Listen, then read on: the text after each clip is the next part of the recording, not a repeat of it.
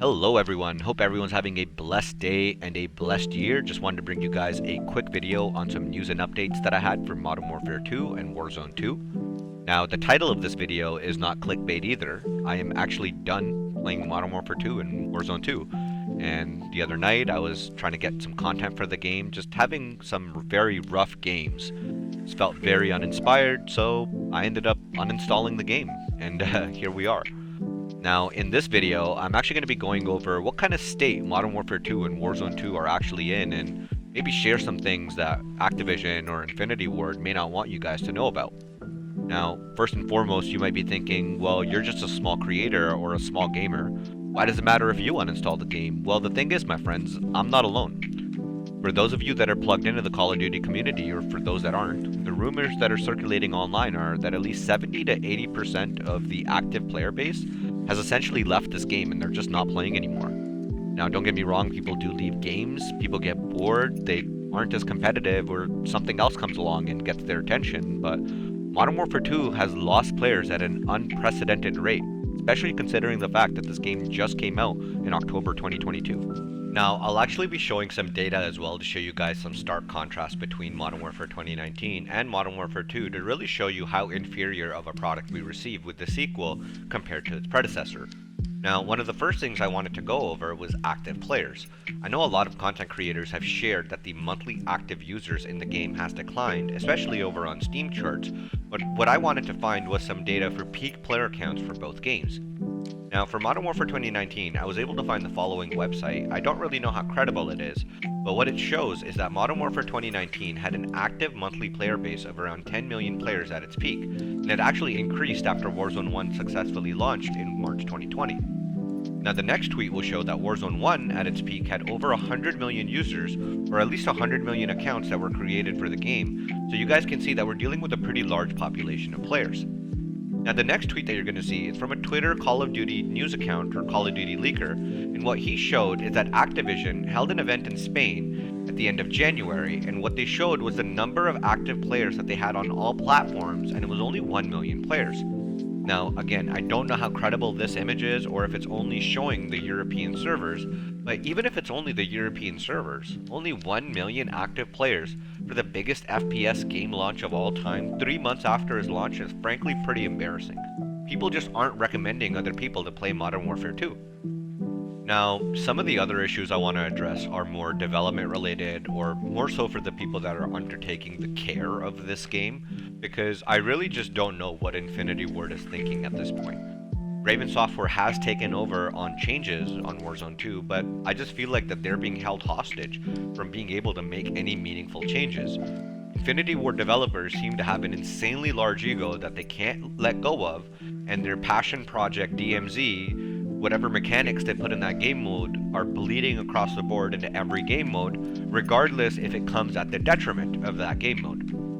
The next tweet that you're going to see on your screen is from a COD leaker by the name of Ghost of Hope on Twitter, who shared that there's a developer or studio head at Infinity Ward that is continuously pushing for AI to be in the game. I don't know about you guys, I never asked for AI to be in the game. No one asked for AI to be in the game, even in Warzone 1. I don't think any player has asked for fake players to be put in Warzone. If you want to fight fake players, you can go play Spec Op missions, go play the campaign, go play DMZ. Again, so not sure why this mechanic is being shoved down our throats. And it doesn't stop there, it frankly gets even worse.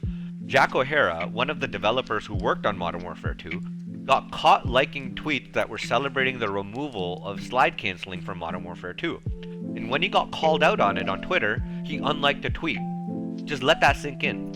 Instead of being communicative and vocal with the people that passionately play your game, you would rather hide and laugh at us from the shadows.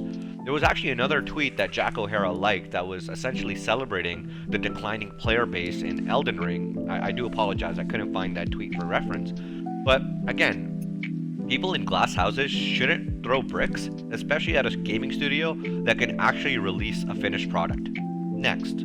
When will the constant lying and miscommunication from this company just stop or cease?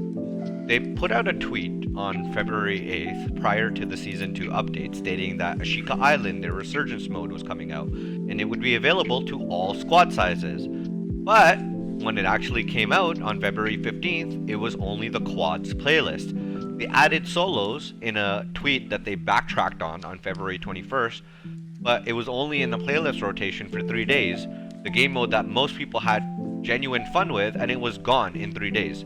They're drip feeding us content that should be in the game on launch and people just eat it up. I know some creators have been more vocal recently, but again, this should have been the song and dance since day one, instead of trying to create fake positive vibes around a bad game.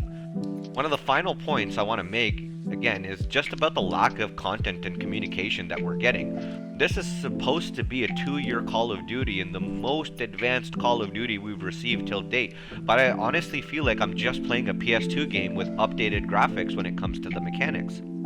Modern Warfare 2 right now has 14 multiplayer maps that you can play, and 3 of these 14 maps are old maps that we've had for the last 3 years. For contrast, Modern Warfare 2019 has 50 multiplayer maps right now, and I believe it launched with 20 maps, out of which 10 were multiplayer, 7 were gun game, a mode that came out on launch, and 3 ground war maps. We're now almost 6 months into the release of this game and just being drip-fed content. There is nothing from the original Modern Warfare 2 in this game unless you drop into Al Mazrah, which is frankly embarrassing for the people that only play multiplayer or again paid $100 for Modern Warfare 2. Now, I know some people might say, well, this is a completely new game, it should do new things. I'm sorry guys, but this game to me was marketed as a sequel to Modern Warfare 2019.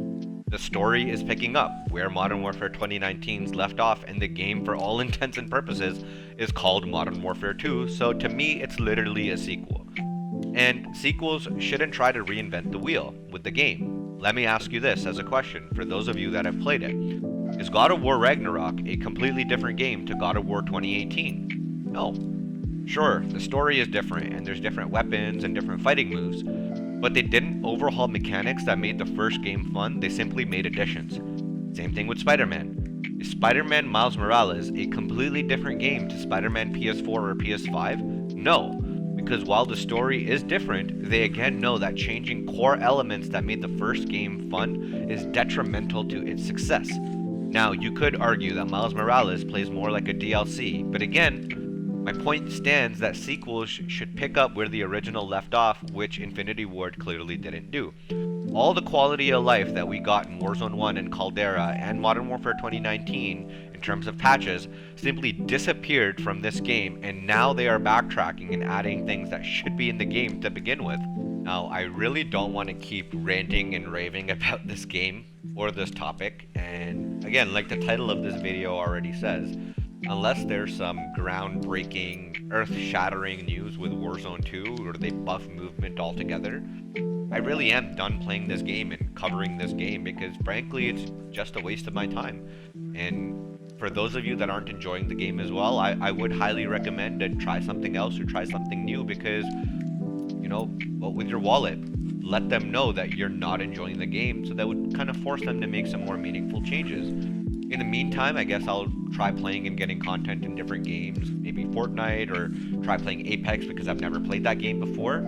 Recently, I've been playing a lot of Destiny 2. Never played that before and having a blast with that game. If you've made it this far, if you guys can drop a like and comment on the video, that would be greatly appreciated, as that really helps the video reach a wider audience with YouTube's algorithm. I'm also streaming on Kick every day after work in the evenings, Eastern Standard Time, so if you guys can drop by, if you have a Kick, come by, come vibe in the stream. I am trying to make affiliate on the channel, so if you guys can come by and drop a follow, that would be great, and I will be doing a giveaway once I reach 75 followers on the platform. Until next time guys, peace.